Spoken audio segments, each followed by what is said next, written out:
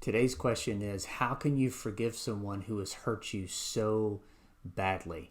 Man, what a great question, because it forces you and me to look in the mirror and to see where we struggle with forgiving those who have hurt us so badly. And most of the time, these are people closest to us, people that we love and they love us, because the closer you get to somebody, the deeper it is that they can hurt you. And when they do, wow, forgiveness is so very hard.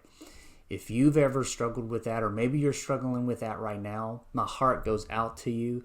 I can't even pretend to know exactly what you're going through, but I can comfort you with the comfort that God has given to me. And so I hope that this answer and this response will help you to see what forgiveness is and why you should do it, and then ultimately give you the ability through Christ in order to forgive. So I've decided to break this big question into a handful of smaller ones. And so the first segment that we're going to talk about today, it's really just the nuts and bolts of forgiveness. And so we're going to start with, what is it? And so how do you define forgiveness? Well, the Holman Dictionary says this: to forgive is to pardon for a fault or an offense, to excuse from a payment for a debt owed. It's a great definition because it reminds us that forgiveness is always costly. It will always cost you and me something when we forgive. Because when somebody sins against us, when they hurt us, they take something from us. And we forgive by not exacting that payment back in order for them to make it even. We're saying that you have taken something from me and I release you from that payment. And there's really two different ways that you can forgive. There's a vertical where God forgives us, and then there's a horizontal where we forgive others. And so that's really what we're going to talk about, the horizontal, where we can forgive others. And I wrote a couple of things down to help with the definition. And basically, it's what forgiveness is not. All right. So what forgiveness is not. Forgiveness is costly.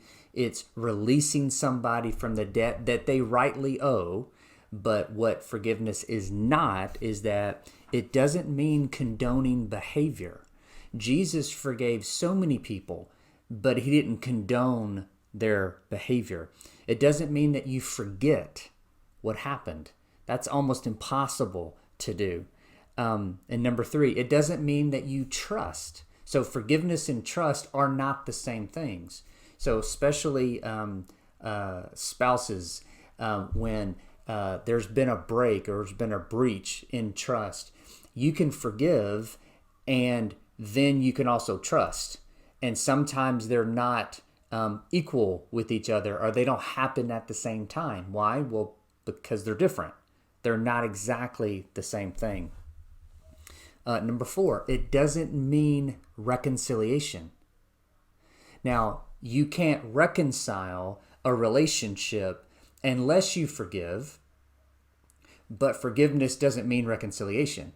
Meaning, somebody could hurt you and you could forgive them, but you don't have to get back into a relationship with them. You don't have to hang out with them. You don't have to be their friend. All right? And sometimes you don't even want, or you shouldn't reconcile. Sometimes it's better to forgive and then just go your separate ways.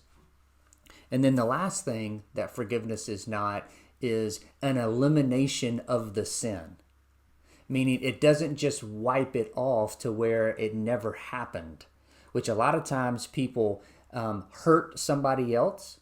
They ask for forgiveness and then they want that other person to just act like it never happened, or to be removed from the consequences of that. But forgiveness doesn't do that. Forgiveness removes the debt that is owed, but it does not remove the consequences of the sin. And it definitely doesn't remove the hurt or the pain caused by that sin. All right. Why should we forgive? So I'll just give you 3 quick reasons. The first and biggest one is that God commands us to forgive. In Ephesians 4:32, it says, "Forgive each other just as God in Christ also has forgiven you." So again, this is for Christians. This is for Christ followers. And so as God has forgiven you, you then follow Christ by forgiving others. It's a command. In Luke 17:3-4, Jesus is saying that when someone repents for their sin, then you must forgive them. You must forgive them. Number 2, their second reason why you should forgive is because unforgiveness, withholding forgiveness, hurts you more than it hurts the other person. I love what Nelson Mandela says about forgiveness and poison. He says this: "Not forgiving someone is like drinking poison and expecting the other person to die." And man, if you've ever struggled with forgiveness and you finally have overcome the things that have prevented you from doing it, and you forgive, just the burden and the weight is lifted off of you. So forgive because you need it for your soul and for just your peace. So the third reason why you should forgive is because it's the only thing that you have control over and responsibility for. You can't control other people. You can't keep your spouse from sinning against you. The only thing that you are responsible for is how you respond to what they do. So a sign of maturity is being able to respond to other people's sins without you sinning in return.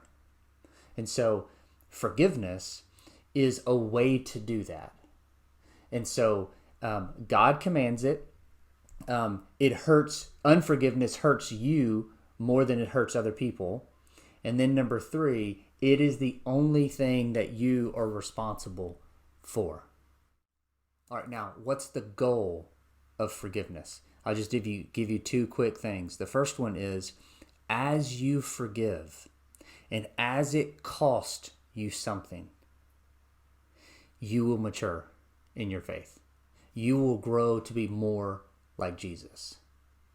And so one of the goals, one of the outcomes of forgiveness is you being more and more like Jesus. The second reason, or the second goal of forgiveness, is that when you forgive a debt that is rightfully owed to you, you are showing the other person the character of God. You are showing them what He looks like by you forgiving them. And as people are overwhelmed and confused and just inquisitive, why in the world did you forgive me, or why did you forgive them? You can respond with the gospel. You forgive because Christ first forgave you. You didn't deserve it. You had a cost so big and you could never pay it. Yet God gave up that debt, took that debt from you and put it onto Christ so that you could be forgiven. Now, 2 final reminders. The first one is this: every time there's a breach in a relationship, there's sin, there's betrayal, there's whatever it is, there's hurt feelings, there's almost never one person who's 100% right and one person who's 100% wrong. There are exceptions to that, but most of the time, both people are at fault. Yeah, maybe one has a little bit more fault than the other. I got it. And there's no reason to argue for that right now. That's not the point. but both have done something that have led up to the hurt and the pain. And so as you're thinking about forgiveness, don't ever think that you are 100% right or 100% worthy, because the truth is you're not. And so that idea will help you get into forgiveness so much better. You are not superior to the other person, because if you feel that way, it'll be really, really hard for you to forgive them. You will want them to forgive you for being less than you. And the final thing is, forgiveness is never, ever easy. If you remember anything about this video today, I want it to be this: forgiveness is always costly. It will always cost something from you in order for you to give it. And if you're struggling with forgiveness right now, with somebody who's hurt you and you just can't find it within yourself, then I challenge you and encourage you to look to the cross.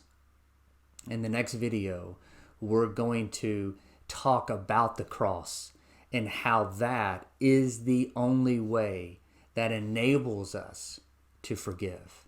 And so the next video will be called this: what do the cross and hell, what do they have to do with forgiveness? So look for that in the next few days. God bless you. Have a great day.